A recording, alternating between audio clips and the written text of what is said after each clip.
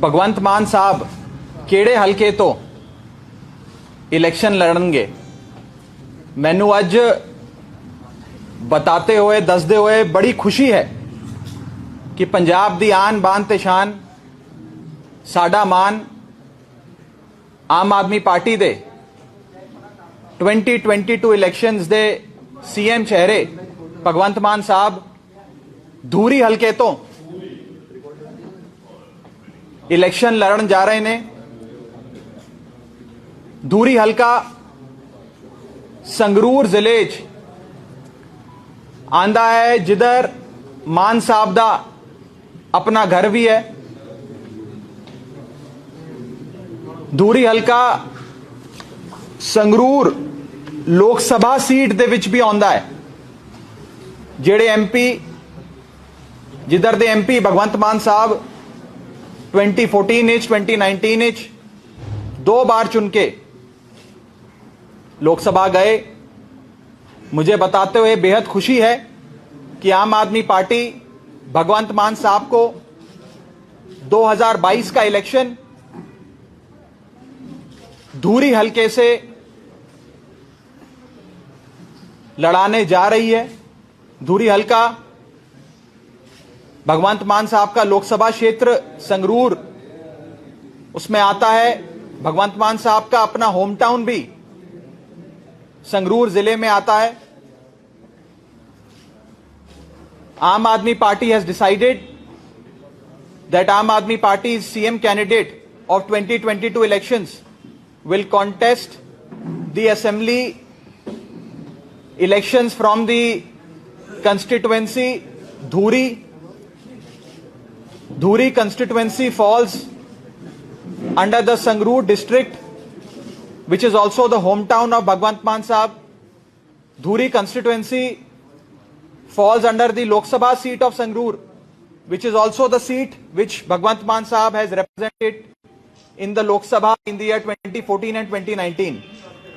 हमें विश्वास है कि इस बार धूरी के लोग बहुत प्यार और आशीर्वाद भगवंत मान साहब पे बख्शेंगे और रिकॉर्ड तोड़ वोटों से भगवंत मान साहब धूरी हलके से इलेक्शन जीतेंगे। आम आदमी पार्टी साफ तौर पे 2022 के इलेक्शन की फ्रंट रनर बनती नजर आ रही है। सारे ओपिनियन पोल्स, सारे सर्वे ये दिखा रहे हैं कि आम आदमी पार्टी की सरकार 2022 में बनने जा रही है। और मुझे बताते हुए बड़ी खुशी है कि आम आदमी पार्टी केवल अपने सीएम उम्मीदवार का हलका आज नहीं बता रही, बल्कि पंजाब के आने वाले 2022 में जो मुख्यमंत्री बनेंगे उनका हलका क्या होगा वो हम बताने जा रहे हैं, जो आज हमने बताया है। पंजाब के लोग एक बदलाव चाहते हैं। पिछले 50 सालों से पंजाब में 26 साल अकालियों की और 24 साल कांग्रेसियों की सरकार रही। बीते 50 सालों में अकालियों और कांग्रेसियों ने मिलकर पंजाब को लूट लिया, बेच खाया। अब पूरा पंजाब एक आवाज में कह रहा है, एक मौका केजरीवाल नू, एक मौका आम आदमी पार्टी नू। पंजाब बदलाव की ओर आगे बढ़ रहा है। अरविंद केजरीवाल जी की पार्टी, अरविंद केजरीवाल जी का मॉडल ऑफ गवर्नेंस को पंजाब के लोग एक मौका देना चाहते हैं, भगवंत मान साहब को एक मौका देना चाहते हैं। और मुझे पूरा विश्वास है कि 2022 के इलेक्शन में आम आदमी पार्टी मजबूती से अपनी सरकार बनाएगी और हम सबके प्यारे, हम सबके लाडले भगवंत मान साहब पंजाब के मानयोग मुख्यमंत्री बनेंगे। धूरी हलके से रिकॉर्ड तोड़ वोटों से मान साहब जीतेंगे और आम आदमी पार्टी की सरकार, अरविंद केजरीवाल जी की सरकार पंजाब में बनेगी। यह मेरा मानना है। आज के समय मुझे लगता है कि 2022 के पंजाब इलेक्शन में सिर्फ एक ही पार्टी है जो अपने सीएम चेहरे, सीएम कैंडिडेट की अनाउंसमेंट करके यह इलेक्शन लड़ेगी। ना अकाली दल कर रहा है, कांग्रेस तो किसी हालत में नहीं कर सकती। आपस में लड़ाइयां चल रही हैं कांग्रेस पार्टी में। बीजेपी और कैप्टन दौड़ में ही नहीं है, वो भी नहीं कर रहे। यहां तक कि एसएसएम भी ऑफिशियल अनाउंसमेंट, औपचारिक घोषणा सीएम चेहरे की नहीं करने जा रहे।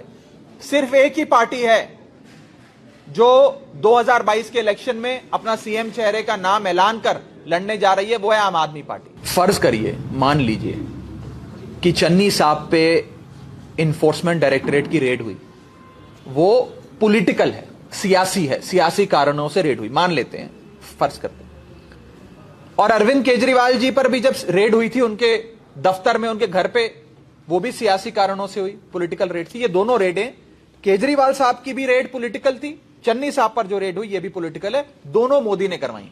ठीक है, यहां तक तो चन्नी साहब भी मान रहे, मैं भी मान रहा हूं। केजरीवाल साहब के घर पे रेड होती है तो 10 मफलर मिलते हैं, उससे ज्यादा कुछ नहीं मिलता। चन्नी साहब के घर पे रेड होती है तो 10 करोड़ रुपए मिलते हैं, 56 करोड़ की एंट्रियां मिलती हैं, 21 लाख का सोना मिलता है, करोड़ों रुपए की लैंड क्रूजर, मर्सिडीज, महंगी गाड़ियों के कागजात मिलते हैं, करोड़ों रुपए की प्रॉपर्टी के कागजात मिलते हैं। अब मेरा सवाल यह है कि ये 10 करोड़ रुपए केजरीवाल या राघव चड्ढा ने तो जाकर चन्नी साहब के रिश्तेदार के घर पे रखी नहीं। मैं तो 56 करोड़ की बैंक एंट्रियां लेकर नहीं गया कि चन्नी साहब रख लो अपने घर पे, ईडी वाले आ रहे हैं, मेरे को फंसाना है आपको। तो ये कहां से आया और कहा जाता है, बताया जा रहा है, आप सब में से ही बहुत लोगों ने मुझे बताया कि आज से 4 महीने पहले तक चन्नी साहब के भतीजे के पास यह दौलत नहीं थी। सिर्फ 111 दिन जब चन्नी साहब सीएम रहे, एक भतीजे के पास अगर 10 करोड़ और 56 करोड़ की एंट्रियां आ गई तो सोचो बाकी भतीजों और रिश्तेदारों के पास क्या क्या आया होगा, और सोचो कि चन्नी साहब के पास क्या क्या आया होगा, और सोचो कि 111 दिन की बजाय अगर चन्नी साहब 5 साल मुख्यमंत्री रह जाते तो क्या क्या कमा लेते, कितना लूट लेते पंजाब को। चन्नी साहब ने बादलों को और कैप्टन साहब को सबको पीछे छोड़ दिया, बड़ी लंबी लकीर खींची, कमाल कर दिया है, इतना पैसा कमाया। उसका जवाब अलग से अभी देंगे, अभी थोड़ी देर में। 130 करोड़ रुपए करतार सिंह जी को मिले, जेड़े गिलास को कहां मिला? कोई नहीं मिला ना, कुछ नहीं मिला, नहीं मिला। ये कहां मिला? आप पंचनामा दिखाओ। सीधे तौर पे कांग्रेस फोटो दिखा रही है, कोई ऐसे दिखा रही है, कोई फर्जी कुछ भी चला देती है कांग्रेस। कहां मिला, क्या मिला? कुछ भी चला रहे। और मैं साफ आपको बता दूं, कांग्रेस पार्टी आज एक्सपोज हो गई है। चन्नी साहब कहते थे मैं आम आदमी हूं, गरीब घर से आता हूं, ये लोग मुझ पे हमले करते हैं क्योंकि मैं गरीब हूं।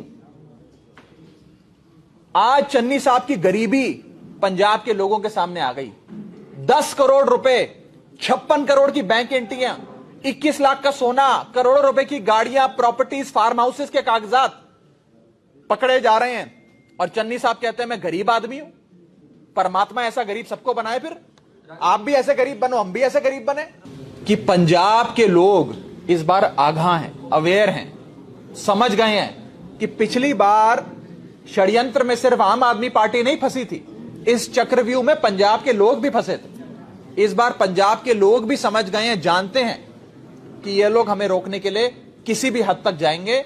लोग इस बार आम आदमी पार्टी की, अपनी और पंजाब की रक्षा करेंगे, सुरक्षा करेंगे।